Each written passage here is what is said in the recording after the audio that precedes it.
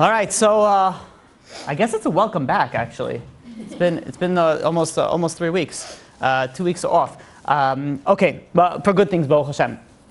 Okay, so tonight we are learning to Refuah Shlema to Yecheskel ben Tzila, Refuah Shlema to Yaakov Adam ben Simachaya, and Leilui Ishmat to Rafael Fuad ben Rina Rita, and Refuah Shlema to Simcha bat Barbara. Okay. Maybe it was bracha, we never know. Okay, so now, what other announcements? Everyone's invited to join us. All women are invited to join us at 1601 Quentin Road every Thursday at 8 p.m. But again, like the past 2 weeks, just do find out, reach out to me beforehand just to make sure we do have class. Okay, so what? Women only, right? Women only. Okay, if I say women only, then all the men are going to come. Okay, so now.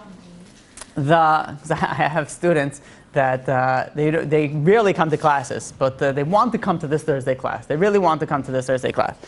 So it's always that way. When you can't do something, that's when you want to do it. When you can't get something, that's when you want it the most. You have somebody. Let's not get too much off topic. Let's begin. Okay, so now tonight's topic, very, very interesting topic. We're getting close to the end of our Mashiach series. Tonight, what I want to discuss is, besides Mashiach ben David, Mashiach ben Yosef, also a very important question and idea to contemplate is, we know that we're currently in the exile of Edom and in the exile of Yishmael simultaneously, both. So now the question is, who's going to last? Who is going to last? Who's going to be the last one standing? Is it going to be Edom or is it going to be Ishmael? So B'ezrat Hashem, hopefully we'll discuss that tonight and figure out who is going to be the last one standing. So now, before we even begin explaining the differences and why we need two Mashiach ben David, Mashiach ben Yosef, we have to really understand the root of the need for the two Mashiachs. So now, when the world was created, Adam was given a job. And Adam's job was, do not eat from the Etz Hadas. You have to go, really the focus of Adam was self-rectification. It was sort of like Adam had to perfect himself. How was Adam perfecting himself? Was through the fact of listening to God, to the things that he needed to listen to. So now, when Adam went, and Adam and Chava went and went through the sin of the chet of the Et HaEgel, of the... Very good. Okay, so someone's listening. The chet of the Etz Hadas. Okay, I'm a little bit, in two different places right now. In the chet of the Etz Hadas, so they did not do the chet HaEgel. So whoever is with me, that was many generations later. It was the chet of the Etz Hadas. So when Adam and Chava ate from the Etz Hadas, there was a ramification that happened from that sin. So now, what were these ramifications? Try to understand this. There's what I'm about to explain is something known as Tikkun Adam and Tikkun Olam. Now, whoever doesn't understand this, let me try to give a little bit of a background into it. There's a little bit of Kabbalistic terms. So now, when you do a mitzvah, we know that it affects you. It affects you. When you do a sin, we know that it affects you. That's a very, very obvious, a very, very common understanding. Idea that when you don't listen to God, that it's not only the fact that you did something wrong, but it's also that it affected you on a personal level. Like, you become different. And if you could think of an example like this, that let's say somebody goes and I don't know, steal something. So besides the fact that they did something wrong, it also affected who they are as a person, because now they stole something. So now what happens is, one example would be the next time they have the temptation to steal, they might be more easily, subdued into their temptation to steal because they've done it before. So they have some sort of connection to that sin that they have, and it changes who they are as a person. Now, in order to rectify that, you have to do a tikkun adam. You're doing a personal rectification. But there's also another aspect whenever you do a sin or whenever you do a mitzvah. It affects the surrounding around you. Now, I really should have done this research beforehand, but I remember hearing about this. I don't think I read this anywhere. That in San Francisco, it's known to be a to'eva capital, right? A place where they have a lot of problems and sins against God in the interpersonal relationship world. And what they did was, and they found that the animals also had similar character traits regarding their relationships the same way as the people. Now, in case, let me not speak in code. So people just follows what I'm going on. They follow the cleanest way possible, right? So in San Francisco, they go with the same gender. They found out that the animals also go with the same gender. And it's something that was very fascinating. Again, I didn't read the research behind this, but this is something that I heard more than once. And what's interesting about it is the concept behind it. The concept behind it is that when you do a sin, it doesn't only affect you, it affects your surroundings. We know, for example, when you're going to a holy place, the place in itself is holy. Look at the grave sites. Besides the people that are there, look at the places that we had the Bet HaMikdash. When you're doing Kedusha, it affects the world, it affects the earth, it affects the ground around you. There are certain places that have stronger and certain places that have a weaker sense of a closer connection to spirituality. So when someone does a sin, it affects them and it affects their surroundings as well. So there's two aspects here that need to happen. There's a tikkun adam and there's a tikkun olam. Tikkun adam is fixing yourself personally. Tikkun olam is fixing the world in a sense of there's many facets to this, but let's speak about it in one facet, that there's the sin seeps into the ground, if we could speak it like that. One explanation on it. So now, when Adam HaRishon did the sin, when Adam HaRishon had the first obligation, don't eat from that all his obligation was, do tikkun adam. Fix only yourself. But when he sinned, that all of a sudden imbued into the ground. It became into the world, and now the world became a world of impurity, a world of death. Beforehand, there wasn't any death. There was a lot of issues now that affected the earth itself that also needed the tikkun. So this is where it came into, split into like a tikkun olam and tikkun adam. Now the human beings, especially the Jewish nation, even the non-Jewish nation, we have a responsibility. We have to go and listen to Torah and follow God. And by doing that, we fix ourselves and we fix the world around us. But what happens, we had many generations after Adam that not only did they not fix themselves, they actually made it worse. They made it worse not only for themselves, but also for the world itself. And that's why what happened eventually? Eventually something called a flood happened. The flood, what was the flood? The flood, they sinned so bad that the earth itself had to be put in a mikvah. The world was in a mikvah. Why? Because the world itself was impure. It says even the animals, the tikkun needed was on a much higher level. As the generations went by and the Torah was given, there were some people that were able to, go towards the completion of tikkun olam and tikkun adam, and some people obviously went the opposite way. But where it reached the fruition, the maturity level, was by two special personalities in the Jewish history that focused on these and were able to bring it to a fruition. To a level of maturity even better. And that is, Tikkun Adam was brought to fruition with David HaMelech. And then you have Tikkun Olam that's brought into fruition with Yosef HaTzadik. And here's where we can start introducing, there is a Mashiach ben Yosef and Mashiach ben David. Right? You're following me so far? I'm trying to make it as clear as possible, because I spoke of this to the guys, and we didn't get anywhere. It was just, and I realized I have to speak a little bit clearly and maybe a little bit slower to try to understand this concept. So we know that one of the things that we're doing when Mashiach is we're trying to bring it to the level before the Chet. So what we need to do now, we need to do a Tikkun Olam and Tikkun Adam. And now we have two Mashiachs. One Mashiach is connected more to the Tikkun Adam. One Mashiach is connected more to Tikkun Olam. Okay, that's the basic simple understanding of it.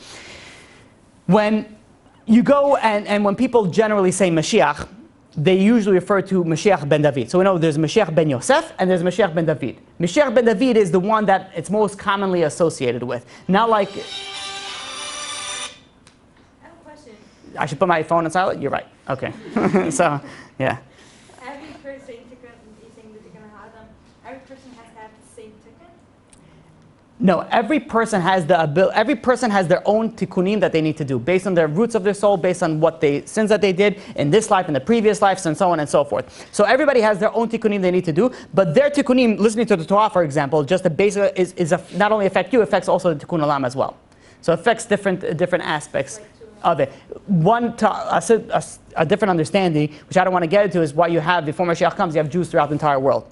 And even if Jews do not live there, they're on business there for some reason. Every time they make a bracha, there's a large ramifications to all these, all the dispersion, the reason for the exiles. There's a whole lot to speak about it, but it's deep and complicated, and let's try to go a little bit on even the simpler one is complicated. So we'll try to go in the simple path, but yet still, a bit complicated. So now, when discussing Mashiach, most people realize that this is focusing on Mashiach ben David. Mashiach ben Yosef is known to come obviously from Yosef, but actually specifically from Ephraim, from the tribe of Ephraim. And some say that it comes from the descendant of Yehoshua ben Nun. Some say Zerava ben Nevat, as well. So Mashiach ben Yosef is supposed to come a little bit before Mashiach ben David. So it's Mashiach ben Yosef, and then Mashiach ben David comes. Now, what is the purpose of Mashiach ben Yosef? So we said already beforehand the concept of Tikkun Olam, Tikkun Adam, but what is the physical purposes, as well? So one of the purposes of Mashiach ben Yosef is to prepare the world for Mashiach ben David. And it's going to be in different ways. There's also could speak about Tshuva, bringing the Jewish people closer. It's going to be through wars. There is also a concept of retrieving the utensils of the Bet HaMikdash, which we know they're no longer, majority of them are no longer under Jewish possession. There's different arguments and hearsay and conspiracy theories. If it's in the Vatican, it's whatever it is. Who knows? Whatever it is, this is Mashiach ben Yosef's job. Let's try to keep the questions till the end, and then we'll try to answer all the questions. The third thing is an opinion that says that also that Mashiach ben Yosef will gather all the Jews to Eretz Yisrael. The fourth reason is that there will be a war. And that really is the focus of Mashiach ben Yosef. He's going to go and he's going to fight against the wicked nations. What is the purpose for this? It's going to be it's a trifold, I guess we could call it purpose. Number one, to fight against Amalek. Number two, to eradicate Edom, and number three, to eradicate and destroy Yishmael. So that is the focus of Mashiach ben Yosef. However, the ending of Mashiach ben Yosef is not so great. The ending of Mashiach ben Yosef is, unfortunately, that he will be killed. Mashiach ben Yosef will be killed. As it says in Zechariah, chapter 12, verse 10, it says, "Saftu alav ki mispat al yachid." They shall mourn on him as if one mourns as an only son. This is referring to Mashiach ben Yosef, that he's going to die in battle. There's different opinions on how he's going to die and what's going to happen. But following his death, it's going to follow with a lot of troubles for the Jewish nation. They're going to be in the desert. They're going to go through tunnels and mountains and eating off the weeds of the desert. A tremendous amount of suffering, unfortunately, that will happen on the Jewish nation after Mashiach ben Yosef dies. Asks Rav Hai Goin, and he says, why? Why does Mashiach ben Yosef have to die? Like, why? Even furthermore, how come God gave permission to the wicked nations to go and kill Mashiach ben Yosef? And Rav Hai Goin says this is going to be the test. This is going to be a test, and is one of the final tests, in a sense, before Mashiach comes, that what are the Jewish people going to say? Jewish people that didn't listen to this class, at least. What are the Jewish people that didn't know this concept? They're going to say, listen, we waited for Mashiach. For how long? For so long, and now he comes, and now he dies? Yallah, I'm out of this religion. They're going to leave the Jewish religion, and they're going to go out, elsewhere. Says Rav Hai Goin, this is going to be a final test to see if you're going to stick to it or you're not going to stick to it. The Chafetz Chaim goes and says also that you shouldn't be surprised by the success of the wicked people. He says this too is a test. Obviously, God has calculations for each of the wicked people. You have obviously questions all the time. You see people Mechalei Shabbat, people that go against religion, people that go against God. Let's even not Jewish, they go against God. Be like, how come they're so successful? Whenever God has a reason for that, God has a reason. But why is it they're successful and why is it bothering you? Because this is a test for you as well. This is a test. Are you going to follow God or are you not going to follow God? This too, Mashiach ben Yosef's death is also going to be a test.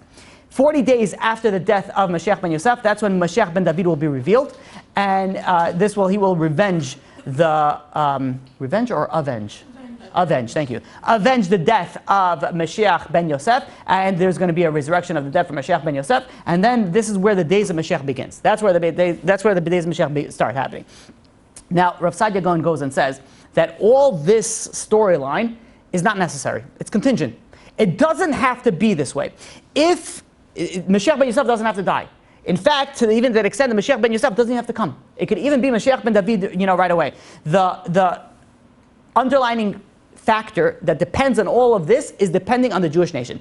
If the Jewish nation follow the ways of the Torah and do tshuva and come back, then there's no need for all of that. And it doesn't even have to come to that. In fact, this is opinion why the Rambam, Maimonides, doesn't even mention Mashiach ben Yosef. Why? But why doesn't he mention? So one answer is because it doesn't have to be Mashiach ben Yosef. It could be directly to Mashiach ben David. It could go directly if the Jewish people are worthy. And it doesn't have to be 100%. It could be partially. It could be Mashiach ben Yosef comes, but Mashiach ben Yosef doesn't have to die, depending on the level of the Jewish nation. This is also very interesting. Pi Kabbalah, the one of the things when we say Shemona Esrei, when we daven and we say the Chisei David mehera letocha tachin. You should establish the throne of King David. One of the things that in Pi Kabbalah that you should have in mind is that Mashiach ben Yosef should not die during the war. These are one of the tefillot, one of the prayers that we pray that Mashiach ben Yosef doesn't have to die in the war of in the final war. So we see over here, quite a few interesting facts, ideas on Mashiach ben Yosef. But all of this all depends on us, and this, in fact, is an underlining concept, if you could call it, on everything that happens. The Israel, the Jewish nation, everything at the end of the day depends on us. And it doesn't depend if we're going to have funding for the army, and it doesn't depend if we're going to be able to go and support the IDF, or we're going to have political, people supporting that. It all depends on one thing and one thing only. It all depends on how is your spiritual standing. If your spiritual standing is strong, then you're going to be taken care of. If it's not, then it's not going to be taken care of. As much as we start running around all these things, yes, we have to do ishtadlut, we have to do our efforts that we have to do to ensure our safety. But bottom line, it all depends on one thing. Everything from the beginning of creation till Mashiach comes, all depends on spirituality. Everything else is just the little, pawns that are in the, that are just moving little spaces one at a time. Underlining all of it is spirituality.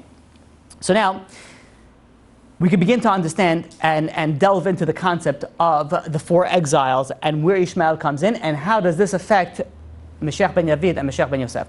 So we spoke previously about the 4 exiles, the exile of Babel, of Persia, of Greece, and of Edom. The question is, why isn't Ishmael in this list? And we spoke about this previously. We spoke about it, this is talking about 2 years ago, before we took the break of Mashiach. But during that time, we spoke about different ideas on Mashiach, on Yishmael. But this is where I really want to come to to close everything together. And what the funny thing is, sadly funny thing is that back then, when I was saying some of the classes, I remember saying, or I hope it was on camera. I don't know if it was on camera. There were certain things that would be unclear unless you heard this type of class. Especially Ishmael lectures that I gave before. So, it's a little bit 2 years, a little bit too late, but better late than never. So we know that Nebuchadnezzar had a dream. And in his dream, there was a monster. And I'm not talking about like a cookie monster or under the bed type of monster. This was a prophetic type of a dream. That the monster's head, maybe I shouldn't say monster, because the second say dream and a monster, you think a toddler. But there was a being, right? And the head was made out of gold, and each body part is referenced to a different exile. The head of gold is referenced to the exile of Babel.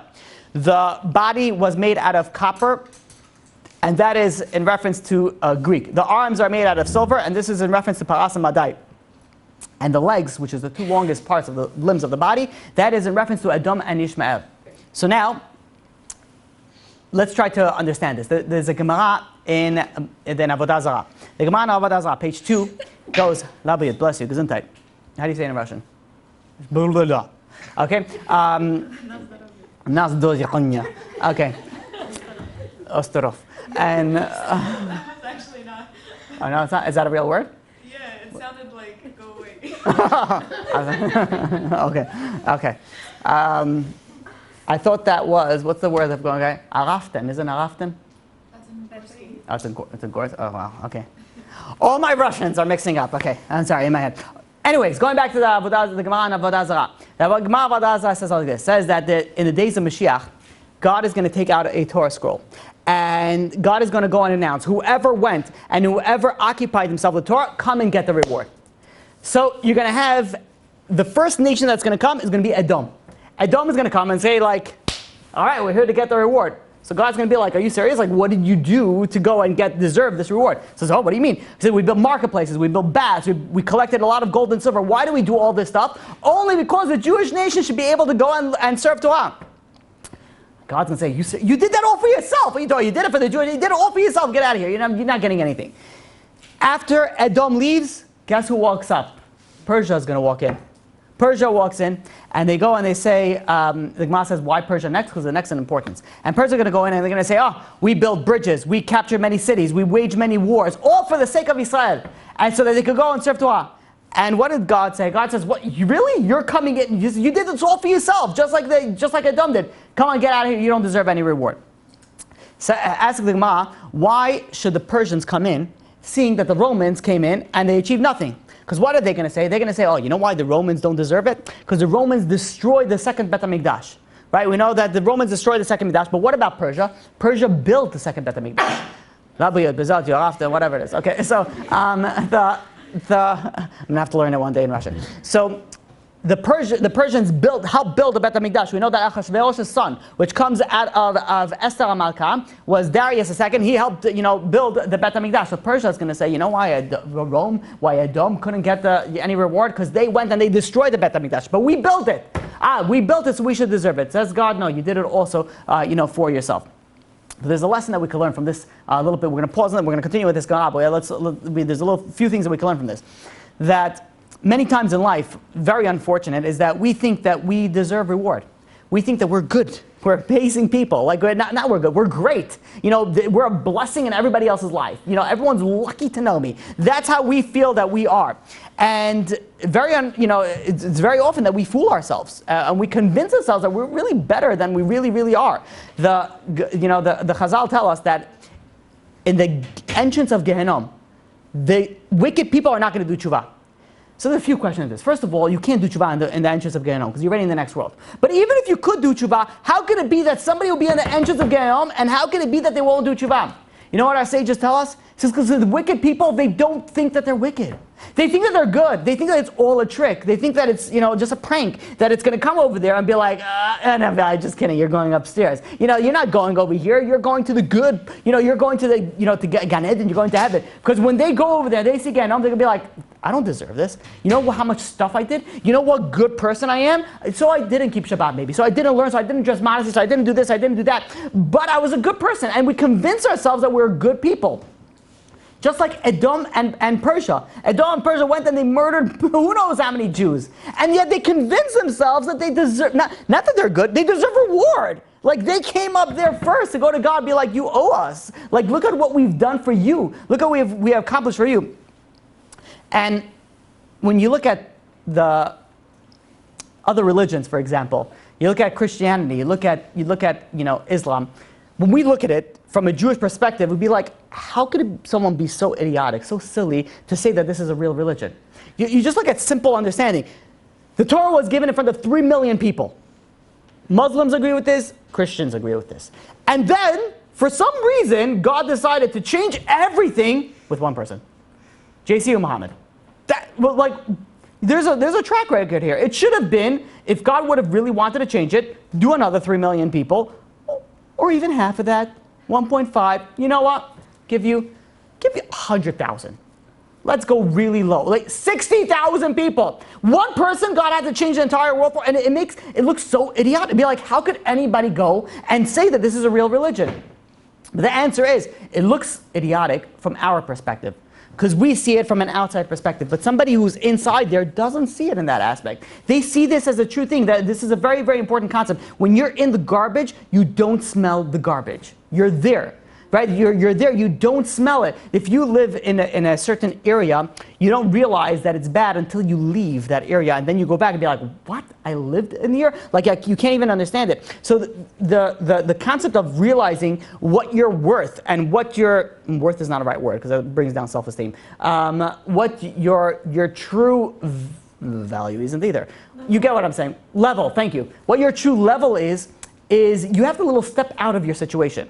You have to step out of your situation and look down. Not from your eyes, not from your neighbor, but in the Torah's perspective.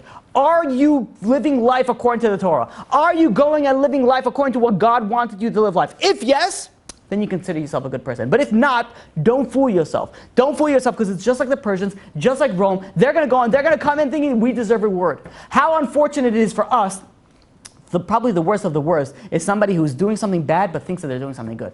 Because that type of person will never change. You have to be honest with yourself. If you're not doing something good, you might not be able to change now. But at least know you're doing something not good. That there's going to be hopefully a time in your life that you're going to be able to change that. But if you convince yourself that it's good, then you're going to come after 120 and you're going to think you're going straight up. Straight up, the stairway to heaven. You're going to straight up, right? Whatever it is. I don't know. There's a song like that. There is, right? Okay, so. Everyone knows they're not perfect, and we're going to have to atone for things. I mean, not everybody. the silliest things. Not everybody, but most. Those are the good people. Not those bad, those people. Just one little thing. What? And you can That were the still phrase end the up, road I tells don't people know. with good intentions. There's always Yes, something one of them. Yeah. Well, the different. Yeah. I don't know if that's a Jewish one or not, but it's a very very important concept. One But thing regular people could just go up to Shemaiah. We all have to go. I don't know. Yes. I was told we all go to Gehenna, just like I told you, even for something. depending on if you did tshuva or not, depending on the level of tshuva. Yeah, It's a very depressing way that Shiva is also like how do you do it properly, or you learn. It's not as crazy as it sounds. If you go and you follow the Torah, then there's no reason why you Yeah, should. but let's say Chil Hashem says the only way to atone for it is death. Right. Or there's different kaparot that you could do for it, a Kiddush Hashem, for example. Whatever. There's obviously a different, different answer. The Rambam says, the only way that you could atone for it is death, but then that's an atonement. And if you did tshuva. So the final atonement comes, so then you don't have to. Right. So there's such a thing as common people not going to Gehenna? of course there are people that don't need to go to Gehenna. Again, I'm not out there and I don't take a roster check and I don't take attendance. I don't sit over there and be like, JC, of course. Well, okay, whatever, but I'm saying, working down up. Don't think of yourself that you have to go to Gehenna. Very, very bad concept where people go and be like, I'm going there anyways. Or the worst saying that exists after all the curse words is no, I'll see you in Gehenna.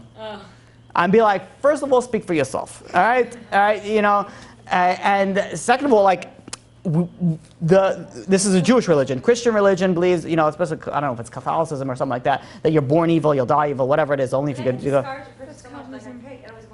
Right, exactly. That's not the aspect that you need to. For a period of time. Meaning, if you do something small, you go for a little bit. If you do something, What? It's very morbid thought. Not if you don't eat it. Why do you think you go to and just do it? No, you do tshuva. everybody does things.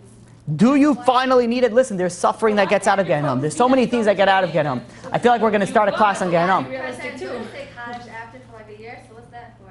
Because the people say Kaddish for a year because the maximum sentence of a normal Jew who follows the regular, very important to say that because there's obviously extended circumstances, is 12 months. So we say Kaddish 11 months, saying that this person didn't need to go that extended period of time. So we say Kaddish to help a person for that. But does it mean that the person is there for a year? No, not necessarily. Is it true that when someone is nifter that, let's say if they have any cholos, that they have to pay back money or anything, you have to pay back, right? Yeah. Yeah, Yep. Unfortunately, you have to come back for that. Okay, so now going forward with it, got a detour to Gehenna, and now we're back. Okay, so we learn from Edom and Persia. Speaking about Gehenna, right? We learn from Edom and Persia that we have to be very careful that we don't fool ourselves. They fool themselves to the extent that they believe not only they didn't do anything bad, that they deserve reward for what they've done. And the Gemara goes, and even furthermore, they even have reasons in their back pocket. They're so convinced that they even present themselves, but I have reasons of why I deserve it. And until they finally get the answer, be like, you did it for yourself, they're like, oh, yeah, I guess, and then they walk out. But they fool themselves to the extent that they fully believe in it. They fully believe in it. So we have to be careful that we don't fall into that, into that issues or problems. Now the Gemara goes and continues that every nation after that goes and follows in step and be like, okay, we deserve it. And we say, why do they come up? They say, okay, listen, the other nations will say, we never oppressed Israel. We never oppressed Israel. We never oppressed the Jewish nation. So we should also get reward for it. But then again, they all leave. The question is, why is it that these two nations, the two nations the Gemara singles out is Persia and Edom? Why these two nations? The answer is because these two nations are the most important. Why? Because these two nations are going to be standing until the coming of Mashiach. These are the two nations that are going to be standing. So now the question is, we know that Edom is in reference to Rome, which is the Western world today. You could call it America, and so on and so forth. Where's Persia? Who's Persia? So when we say Persia is Iraq or whatever it is, but the essence is what we brought out in previous lectures is that it is Yishmael. Ask the Maharal. Says, why is it if Yishmael is very imperative in this exile, how come it was never in the list? We know the 4 exiles. It should have had a 5. Where's Yishmael? Yishmael is in the extended version. It's in the extended version of it. So I want to share with you something from Rabbi Daniel Glatzin and how he explains it. He goes and he brings down the Maharal, and he says like this. He says that when the Jewish nation was conquered by Bavel, so now it's like a seesaw. So when the Jewish nation is up, they're down. Now all of a sudden Bavel captured us, so now they're up. Now what happened with Bavel? Bavel was captured by Parasamota, was by Persia. And then Persia was captured by Greece. And Greece was captured by Edom, by Rome. So you have oppression of the Jewish nation was constantly captured by somebody else, and they oppressed the Jewish nation as well. So the way that it works with these 4 exiles that are very commonly mentioned are in the fact that when they're very correlated to the Jewish nation. They're the ones that oppressed us. So now what happens with Ishmael? Ishmael is in a different category in its entirety. Why? Because there's a specific, unfortunately, very special bracha that Avraham gave Ishmael. God goes over to Avraham and says, you're going to have another nation. What did Avraham go and say? Avraham goes and says in Bereshit chapter 17, verse 18, it says, Lu Ishmael yichel lefnecha, but I have a son. Let this son live before you. Let him follow the footsteps. Ishmael's power has an independent power. All the other powers are independent like a seesaw, depending on the Jewish nation, depending on the other nations. Ishmael has an independent power from the bracha, from the blessing of Avraham. So when Ishmael is coming in over here, it doesn't have any relations to the Jewish nation. They have a specific power in itself. So now the question is that we have 2 final nations standing. We have Ishmael and we have Edom. Who is going to be the last one? We look at the Gemara in Yuma. The Gemara in Yuma, page 10, goes and says that there's a machloket. Who's going to stand last? Rabbi Yeshua ben Levi goes and says Rome is going to fall in the hands of the Persian, meaning that Rome, Edom, America, that's going to be the last one standing. Rav says Persia will fall into the hands of the Romans. That Persia is going to go down, and Romans is going to. I switched it. Okay, you followed me so far, right? Rabbi Yeshua ben Levi, whatever it is, right? One says that Persia will last. One says the first one, which is Rabbi Yeshua ben Levi, says Persia will last. Rav says is that Edom will last. So the question is, who do we pass like? Who do we pass like? Says brings down Reb Chaim Kanievsky. Anybody here familiar with Chad Gadya? Right, it's where everyone sleeps during the Sedel, right? That's the last, last part. And people make songs and noises and whatnot with it. So we're not going to go through the whole story, but it was basically a goat that was bought with 2 zuzim, right? This is a reference actually to the Jewish nation. The Jewish nation is known as a goat. The 2 zuzim is known as the shtel luchot.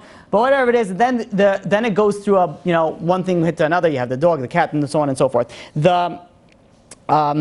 actually the cat, the dog, the stick, the fire, the water. There are a bunch of things that happen after that, and each one overtook the one prior to that. Now, if you look at it, how many bad guys are involved over here? There are 8 bad guys. 8 bad guys, each responding to a different nation. Now, we said there's 4 exiles, there's subcategories of exile. We're not going to get into it because of the time that we have. But in any case, we have to look at who are the final 2. The final 2 bad guys in Chad Gadya is we have the Shochet, the butcher, and we have the Malach HaMavet, the angel of death. So now, one of these 2 is Rome, is Edom, and one of these 2 is Persia. Now, whoever's standing last is the angel of death. So if we figure out who is standing last, then we're going to figure out who's going to be the last one standing in exile. Says Rav Chaim Kanievsky, the Shochet is known, the butcher is known as Edom. The Gemara Psachim compares Edom to a Shochet. So we see over here that Edom is the Shochet. The Shochet, the butcher, goes and gets, killed by the Malach HaMavet, the angel of death. So who makes that the angel of death? The angel of death is none other than Ishmael. Who's going to be standing last? Ismael. I don't want to say ISIS. But the Arab nations, they're going to be the ones that are going to be, says Rav Chaim Kanievsky, they're going to be the ones that are going to be standing out last. And this is why the Zohar says that the galut, the exile of Ishmael is going to be the most difficult one. They're called Yishmael. Yishma is here, Kel is God. God will hear the screams of the Jewish nation. That's the difficulty of the exile of what will be during the exile of Yishmael. That's going to be the final exile, even though it's going to be simultaneously, but that's how it's going to work for us.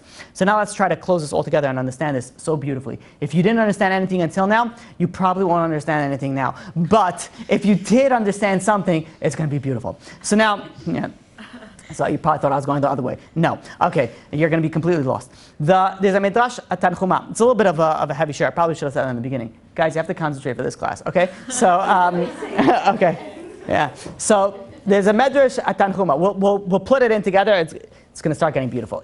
If you understood 50% until now, then you'll be able to get there. How about that? I'll give you a discount. All right? It's Black Friday, right? We got to give you off. Okay, yeah. Buy 1 lecture, get 1 free. Okay. Tonight only, all Torah Anytime lectures are absolutely free. So go for it. So now, there's a Midrash Tanchuma that goes and says, let me read it in Hebrew. Hashor ze Mashiach ben Yosef. Hashor is the ox. This is going to be Mashiach ben Yosef. Shenimshal l'shor. That is compared to a shor. V'chamor, the donkey, ze Mashiach ben David. Shenema ani rochev al chamor. Mashiach ben David is compared to a donkey. Why? Because it's considered as it's noted that Mashiach ben David is coming riding on a donkey. So we see over here something very interesting, that there's an ox and a donkey. Mashiach ben Yosef is compared to an ox. Mashiach ben David is compared to a donkey. Says the Vilna Gaon. It says there's more to it than that. Esav is also compared to an ox, and Ishmael is also compared to a donkey. Now, what do we see over here? We see over here that you have an ox and a donkey. And this is why, by the way, there's a law that you can't plow an ox and a donkey together, because it represents the combined forces of Esav and Ishmael. If you put them together, then the power is going to be too strong and they can't be destroyed.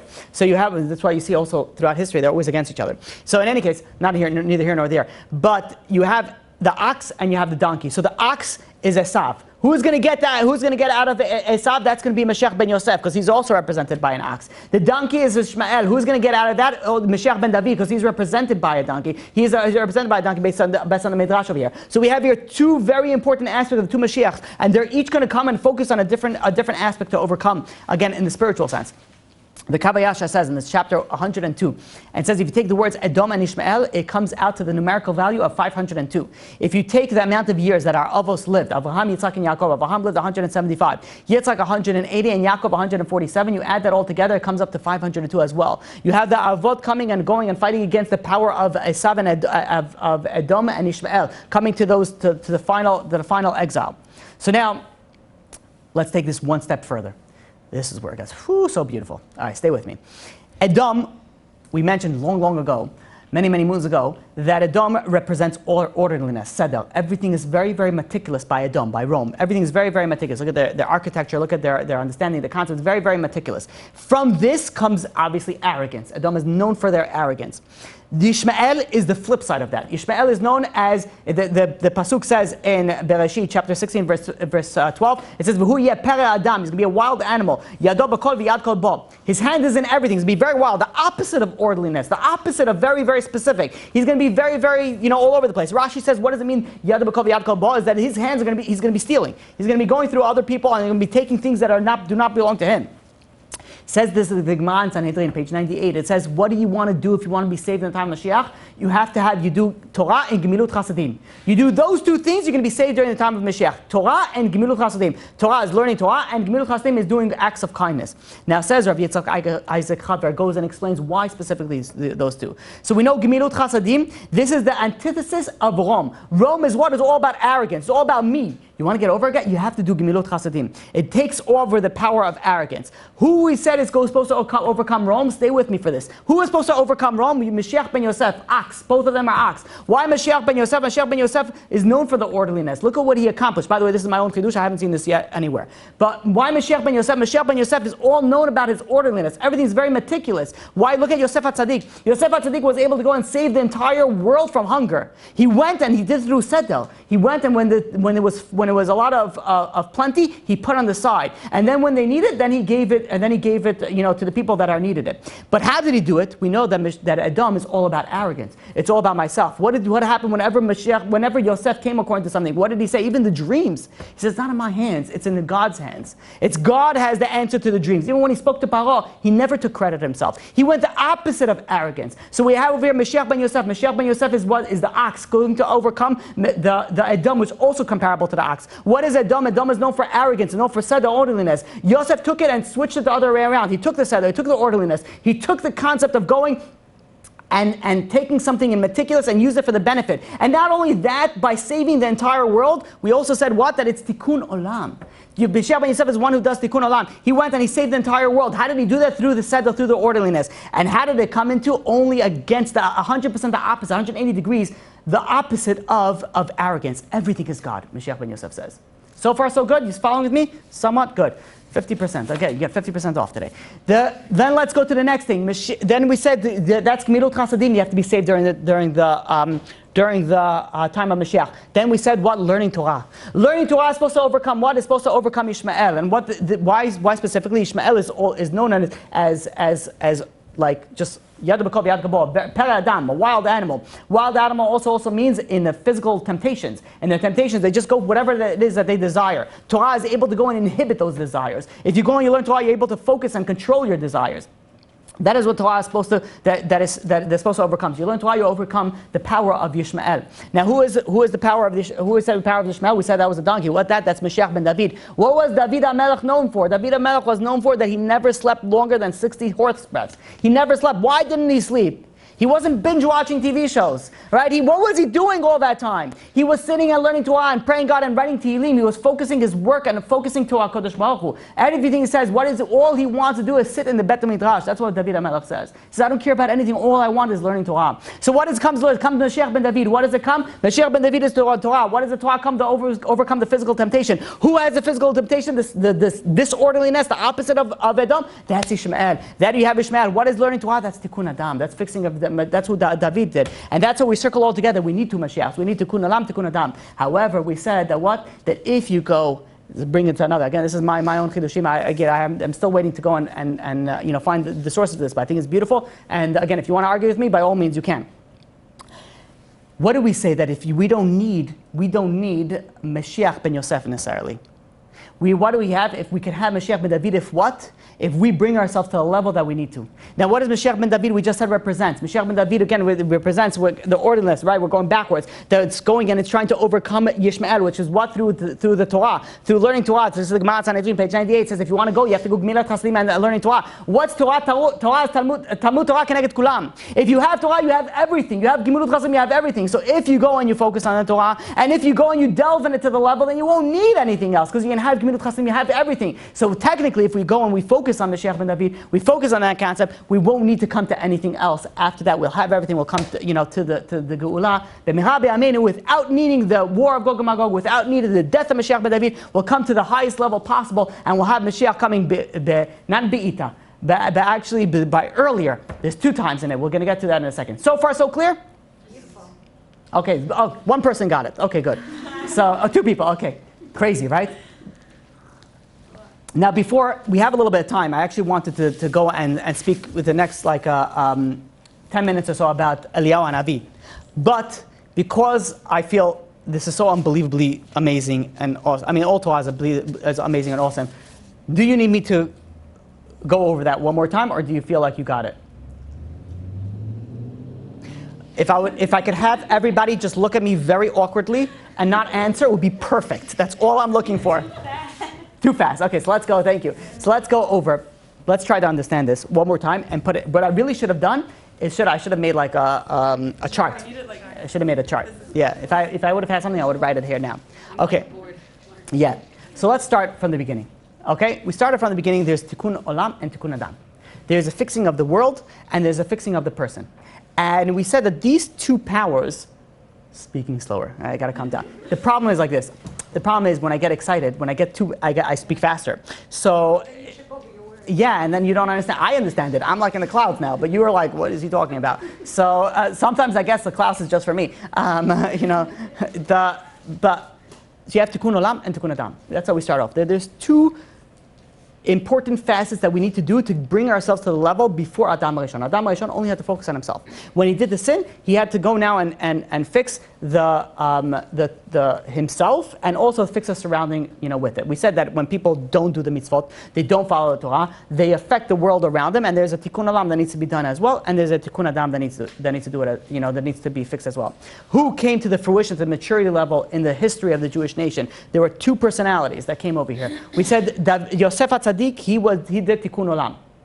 How did he do Tikkun Olam? We could say one simple understanding, Fred. Again, a lot of this, I'm going to give you, it's my own chidushim based on different things. So again, argue with it all you want, but I think it's beautiful and I think it's correct until I get this proven. So the concept here is very fascinating. Yosef HaTzadik, Tikkun Olam, is very beautiful because he saved the world. He was the one who saved the world. He also had made people do different Brit Milah and things that he had to do to focus on help the other people and help the world, save them physically and save them spiritually. That was Yosef HaTzadik. David HaMelech was Tikkun Adam. Tikkun Adam through the Torah and through the Tehillim that he went and he learned. He was the epitome of going and fixing the Tikkun Adam. So we have over here 2 fixing that need to be done. Tikkun Olam, Tikkun Adam. Tikkun Olam with Yosef, Tikkun Adam with King David. Now this is where we introduced originally Mashiach ben Yosef and Mashiach ben David. Mashiach ben Yosef originally, and then Mashiach ben David, coming afterwards. So now we said that we're on two final exiles. We have the exile of Yishmael, and we have the exile of Edom. Now, in each of these exiles, they each represent something else. Edom represents arrogance, ga'ava, which comes from the sense of everything has to be very, very meticulous, very, very orderly. And that's how they work. They work very, very meticulous, very orderly. And then Yishmael is the opposite of that. The opposite of orderliness. You look at the war, you look at the armies, look at the association between Edom and Ishmael, you could actually see it. You see the difference in it. You look at the way that they act. Edom is also very into physical temptation. Don't get me wrong. But Ishmael is a different level. Pere Adam, he's known as a wild animal. It's hands in everything. He just goes in everything, doesn't ask any questions. Right? Edom asks questions. They might not like the answers, and they do it anyways, but at least they ask the question. So there's a difference in over here, the power of the impurities with Edom and the power of impurities with Ishmael. So the powers of Edom is more sedel, orderliness, which comes from arrogance. The power of Ishmael is more disorderliness and going after the physical lust, the temptations that you have. Compared to both of those, we had Mashiach ben Yosef and Mashiach ben David. So we said that the Gemara in Sanhedrin goes and says very simple: you want to get saved from all these problems in Gog and Magog, you have to do two things. You have to do Torah and Gemilut Chasadim. And Rabbi Yitzchak Eisenhower goes and says, it works perfectly. You have Torah and you have Gemilut Chasadim. We have Ishmael and we have Edom. Each one focus on them, on themselves. By the way, I'm making my own chart in my mind. I hope you're following with me in that, right? So you have over here. Let's start with Edom. You have over here Edom, right? So Edom, we known as orderliness and sedel and arrogance. What do you get out of arrogance? You do chesed. Because what happens when you do chesed? When you do chesed, you don't say everything is mine. It says, let me help somebody else. Let me take what I have and give it to somebody else. So you're getting out of your arrogance. Arrogance, all me. It all belongs to me and there's nothing to do. But when you do something for somebody else, you reduce your arrogance. You reduce the level of gava that you have. So in order to get rid of Edom, which is the power of arrogance, you go and you give. That's chesed. That's doing that. Ishmael is the power of temptation. The Gemara in Kiddushin goes and says that Barati Yetzara, Barati Torah Tavlin. I created the evil inclination, but how do you get out of the evil inclination? There's one way, only one. There's one answer to that question. That's the Torah. If you go and you learn Torah, you learn the mitzvot, you learn the halachah, you learn everything that you do. That in itself has the power to overcome the temptation and to be able to overcome your desires. So you have Ishmael, you have Esav, you have Edom. You have Edom that overcomes that arrogance. How are you going to do that? Through Gemilut Chasadim. You have Ishmael that has the desire of going to come in through Torah. Good so far? You with me? Okay, I'm scrolling up a little bit, so we're going to start from here, right? So now, Adam over here is over there. Okay, fine. So now you have over here that we have Mashiach ben Yosef and Mashiach ben David. Mashiach ben Yosef is going to come and represents what? It represents a tikkun olam. A tikkun olam, in a sense, this is coming to go and fix everything through what? Through sedel. Yosef HaTzadik was through sedel. He went and he was able to take the 7 years of plenty and put it away very meticulously. Put it away to make sure that there's enough for everybody else. And not only that, he went and he was able to go and bring them to a higher level, even on a spiritual sense. So Yosef HaTzadik was able to get out, and what did he do that all? He did it all out of what? Out of not only besides the chesed that he did and saved other people, and he gave them money and gave them food when they didn't have anything, but he did it all without arrogance. Getting out completely of the concept of Edom. This is Mashiach ben Yosef. Then you have Mashiach ben David, which is coming to overcome Yishmael. And Yishmael is what is the power of temptation. What comes out of the power of temptation, the disorderliness, that comes the Torah. The Torah Kedosha, that's going to be able to overcome these temptations. So this is where you have David HaMelech. David HaMelech who only focused on Torah, who focused his entire life to the extent that he didn't sleep. He did not sleep for 70 years. For 70 years, he didn't sleep. He focused only on this. And there's a lot more to discuss about it. I don't want to get too much into it, but Adam HaRishon gave to David HaMelech the 70 years that he went, and for different tikkunim and purposes that he needed to do that. But something fascinating about over here is David HaMelech was all focused about the Torah, and he was tikkun Adam, the personal tikkun, the thing that Adam HaRishon wasn't able to go and fix. So David was going to be able to go and bring it to that level. So what we have Mashiach ben David, Mashiach ben Yosef, Mashiach ben David overcoming Ishmael, Mashiach ben Yosef overcoming Edom. You have both of them together. They're coming the two last legs in the dream, the two last legs of the dream of the Babel, the two last exile that's going to come.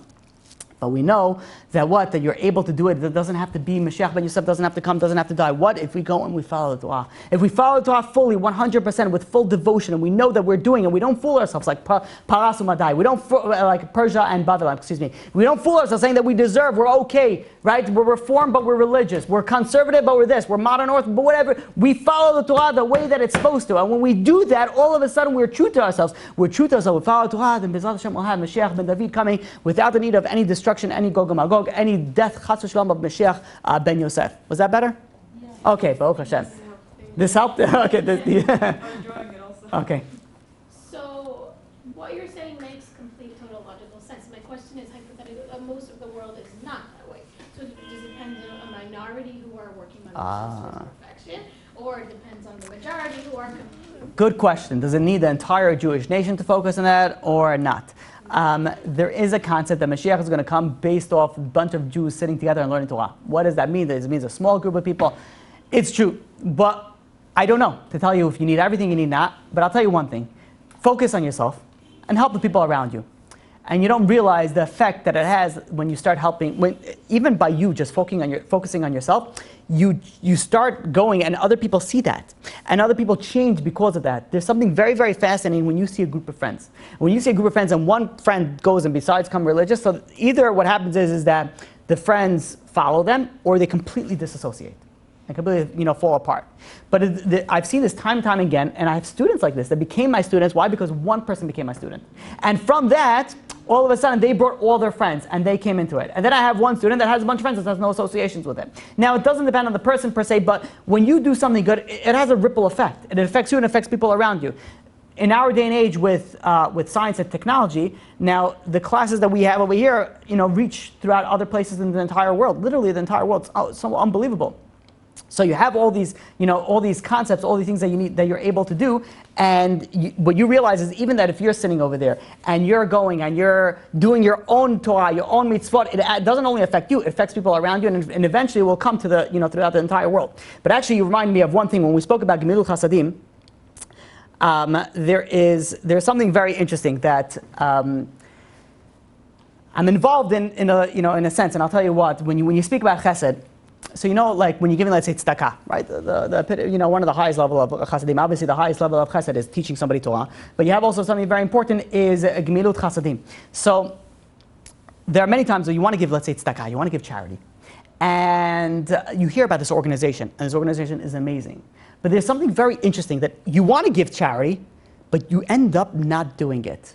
There's many times where you have, you hear about an organization and you hear about the amazing things that they do and be like, you know what, I should really give in it.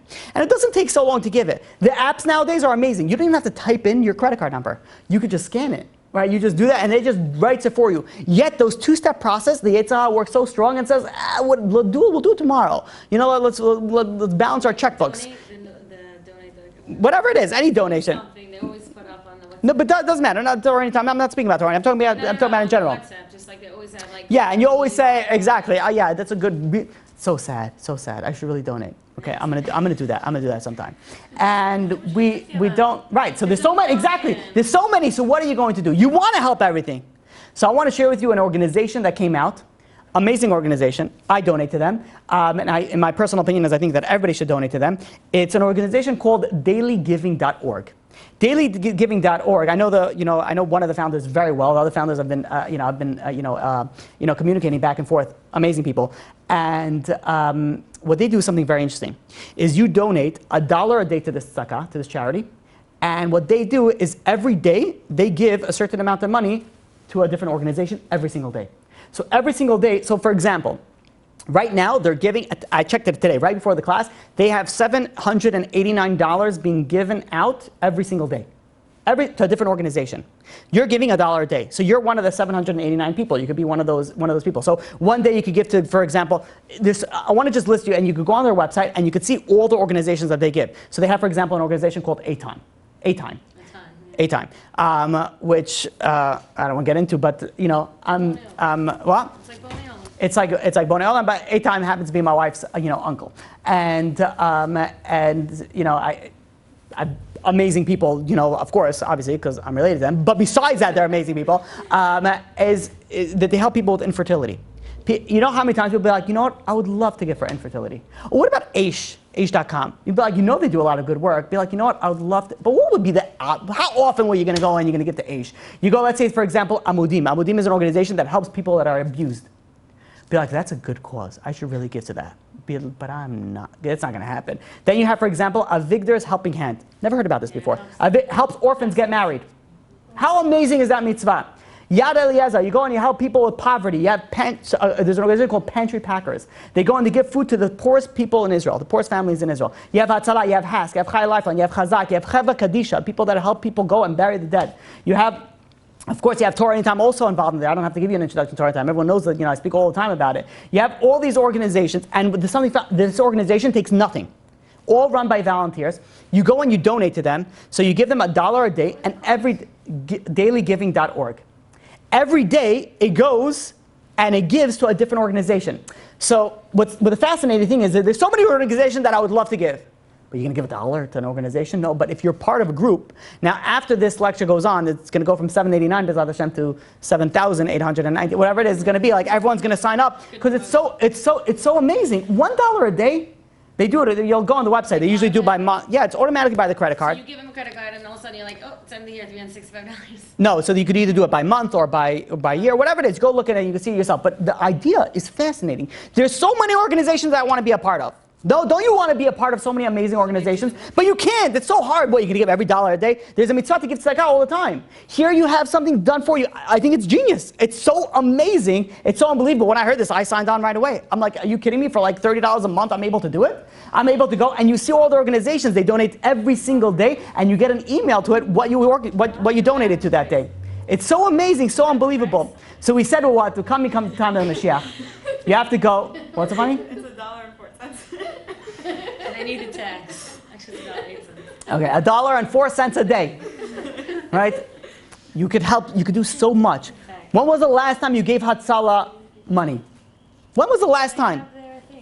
Chinese auctions, whatever it is. But it doesn't matter. When was the last time that you went and gave it without thinking that you're going to win a trip to Israel and win $1 million apartment? And, overseeing the kotel. I don't know how they have so many of these, but they're all overseeing the kotel, all have $1 million, and all, right? How do you, when was the last time that you just gave? That you just did chesed? That you just said, you know what? Without any arrogance, without any gava, I'm just giving. I'm just... Yeah, whatever it is, it's good to give everybody. I'm not going to, go and say which one, but this is you have an amazing opportunity. Let me just finish my pitch. So I got my train of thought. So, and then I'll get back to you.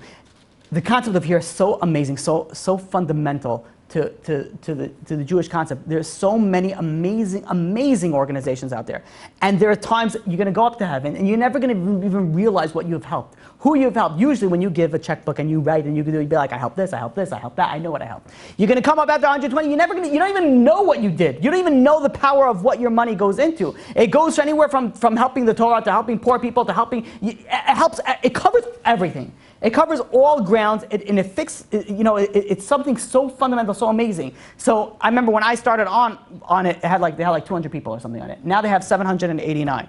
So what the beautiful thing is that $1 a day everybody could do. Everybody can do $1 a day. So what you should do is not only that you should do it, you should go and help other people. We're trying to build chesed to bring the Mashiach. How are you going to bring the Mashiach? You go and you spread chesed. You go and you bring back the true chesed without any arrogance whatsoever. You have the organization doesn't know who you are. This is completely giving b'tzinah. No one knows who you are. You're giving money every single day. It's something so amazing, so fundamental, so beautiful. With so little, you could accomplish so much. If you don't go, and it's something that you need to do tonight. You can't wait for these type of things. It's not going to affect you that much, and it's going to affect other people so much. And not only that, imagine if you're going to be able to bring other people on it. I think that the idea is amazing. It's a bomb idea. Such a good idea. I wish I would have done it, right? But I didn't. So what can I do? Now I'm going to promote it, right? To try to, and again, I know plenty of people. You look at their website, they have plenty of, go look at the rabbinical, figures behind it. It's such an amazing thing. I strongly recommend every single one to go and not only increase your chesed, also besides increasing your chesed, also increase your limud Torah, increase your learning of Torah, increase the things that we need to go and bring Mashiach b'mehera b'yameinu. Now you had a question on that, or something. Kiruv is very, very important. So there you have Kiruv in there also. They give Chazak, they give Torah anytime, they give everything. Kiruv is very important because Kiruv, you're helping someone spiritually. So it's very, very important. But over here, give Kiruv and give this. Give $1 over here and $1 over here. It doesn't hurt. But it's something so, so amazing. I've never heard another, organization that says I'll give, take $1 a day. $18 a month. But it's something, even if you give for one organization $18 a month, so you're giving one organization. But here you're giving 30 different organizations every month. Can you believe that? It's so, it's so unbelievable. It's so, it's fascinating. And just to explain why it's the 4 cents, is because that's the credit card fee. Yeah, yeah. Oh. Just so that you know. So you're actually getting a full dollar to tzedakah. So it comes out to like $31 a month or something. I have to check my, the credit card, what comes out to. But it's something that definitely you should do. I wanted to speak about Eliyahu Navi, but maybe we'll save it for next time. B'ezrat Hashem. Any questions? The website, what? Oh, it's dailygiving.org. Okay? Okay. You forwarded? Okay, good. Okay, yeah, I'm sorry. Go ahead. Basically, it's that Mashiach ben Yosef and Mashiach ben David. So Mashiach ben Yosef is going to come when things are like, when Mashiach has to come, like by the year 6000. In a sense, it could be, but there's a lot of. So the question is that Mashiach ben Yosef, does that mean that it's only going to come when it's the final Be'ita? What about the Achishena if it comes earlier? So it happens to be, it could be both, because Mashiach could come even earlier, but it depends. There's different factions and how severe it would be. Like Mashiach ben Yosef can come, but it doesn't have to die. Like, so there's different levels in between that. It's not only early or late or on time, but it could also be early, but and something extra on the damaged part or something like that, depending on the spiritual standing. But that's why we dive in for it, we go and we try to make sure that it's not going to come to that.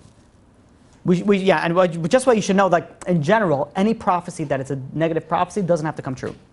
Negative prophecy doesn't, because if the Jewish people could get out of that through Torah, like Milut Hasidim, obviously, then they won't need to go into Torah Tfilat Tzedakah, obviously, as well. They won't need to go into that level. A positive prophecy always comes true. So that's why this can go either way, depending on the level. But the worst case scenario, that's what we discussed. When you say we're, like, I remember months ago when I first came, I remember you were saying about that we're in the midst of Mashiach and Mashiach is coming. What do you mean by that in terms of like, I mean, everything is happening also now, like I think Iran, they're already saying that they're going to try to destroy them. So, what do I mean by it's happening very soon? One thing, if you notice, I gave, what is this, my 19th class on Mashiach or something like that? I don't know if I've ever spoken about current events. And for a reason for that. I don't speak about current events on how it relates vis-a-vis Mashiach. Why? Very simple answer. I have no idea. I have no idea like where it goes into it, but one thing we know, and it's not based on me, it's based on what our Chachamim, our sages, have said, and what our Torah scholars, the greatest of the generation, say now that we're in the Ikvus of the Mashiach, we're in the time of Mashiach. People say they're excited for Mashiach, but at the same time, we know most of the Jewish people are not going to survive. Like in Mitzrayim, like only 1/5 came out. Again, it doesn't have to be that the Jewish nation does not, the entire Jewish nation does not survive Mashiach. Again, that's the worst case scenario. We can't even get everyone to keep Shabbos. We're getting there. We're getting there. Shabbos Project is working on that. All right? We're doing it one step at a time. Listen, it's true. You don't give up. We got to keep on going. We got to keep on working. We got to keep on fighting. Keep on helping other Jews come closer to Torah. And we have to keep on making sure ourselves are coming closer to Torah. And step by step, you realize when you're doing a good deed, it affects a Jew in China and in Russia and any of the stands, Uzbekistan, Azbazkistan, Uglistan, all the stands. It doesn't matter which ones of the stands it is, it helps all of them. So when you go and you start, doing something, you're doing, mitzvah, it's helping everybody else. Because it's seeping through, it's a tikkun olam as well. So it helps everybody as well. So even though you don't have a direct correlation to that, you have some sort of indirect correlation to other people going, maybe awakening inside of them to go and come closer to Torah, mitzvot. So never give up. Keep on fighting, I guess would be the right word. I said that very unenthusiastically, but keep on fighting. Just go for it. Fight, win, conquer. Yetzirah. Yes. Yeah, okay. On camera. Any other questions on camera? No questions? Okay. Chazak u'baruch.